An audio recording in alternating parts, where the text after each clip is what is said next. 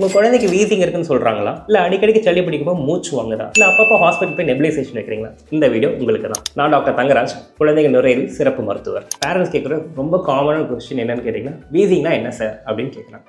வீசிங்னா என்னன்னு பார்த்தீங்கன்னா, பொதுவாக நம்ம மூச்சு இழுத்து வெளியே விடும்போது நார்மலாக நம்ம ப்ரீதிங் டியூப்ஸ் வழியாக உள்ள வரைக்கும் போயிட்டு வெளியே வருது. அப்போ சில காரணங்களால் அப்பப்போ அங்கங்கே அடைப்பு ஏற்படலாம். அந்த அடைப்பு ஏற்படுறதுனால காற்று உள்ளே போய் மாட்டிக்கிட்டு வெளியே வர கஷ்டப்பட்டு சிரமப்பட்டு வெளியே வருது.